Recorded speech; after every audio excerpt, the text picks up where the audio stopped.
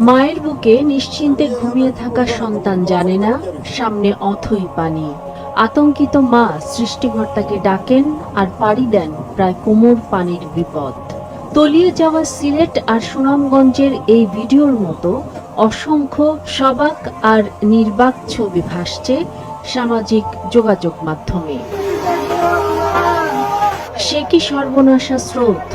মুহূর্তেই খড়কুটোর মতো ভেসে যাওয়া টিনের চাল, মাথা গোজার একমাত্র ঠাঁই হয়তো ছিল কোনো এক আসমানির শেষ সম্বল। শেষ রক্ষা হয়নি গোয়ালে থাকা আদরিদেরও। ঘোলা জলে সাঁতার কাটা সরীসৃপও হয়তো ক্লান্ত। মাটি নেই, ভেসে থাকা ডেকচি কতক্ষণ লড়তে পারবে খরস্রোতা বানের সাথে? সান্দাবাড়ির জালালাবাদ গ্রামের এই ব্রিজ হয়তো এতক্ষণে শুধুই অতীত। সামাজিক যোগাযোগ মাধ্যমে যখন সে বর্তমান, তখন তাকে উপড়ে ফেলবে বলে চোখ রাঙাচ্ছিল বেয়ারা জোয়ার।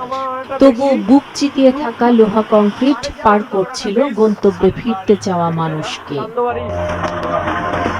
স্বজনের খোঁজ মিলছে না, বিচ্ছিন্ন বিদ্যুৎ সংযোগ, খাওয়া নেই, নেই পানি।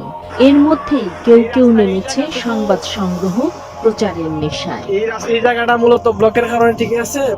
এখানে আজ হয়তো প্রার্থনা হবে না, মুসল্লি শূন্য মসজিদে মাইক আছে, নেই আজানের ডাক।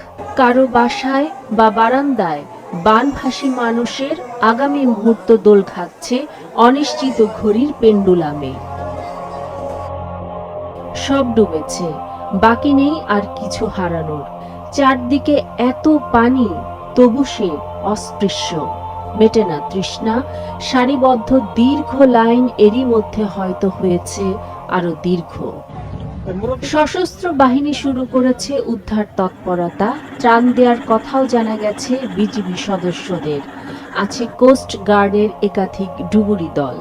পাশাপাশি স্ব-উদ্যোগে দুর্গতদের পাশে এগিয়ে আসার আহ্বানেও সরব সামাজিক মাধ্যম। তবে এই আহ্বানে কটাক্ষ করতে ছাড়ছেন না অনেকে। অবকাঠামোগত দুর্বলতার কারণে ভেঙে পড়া বাঁধ, সাইক্লোন সেন্টারগুলোর বেহাল দশা, পয়ঃনিষ্কাশন ব্যবস্থার যাচ্ছে তাই ব্যবস্থার কাছে ত্রাণ শব্দটি তামাশার মতো লাগছে কারো কারো।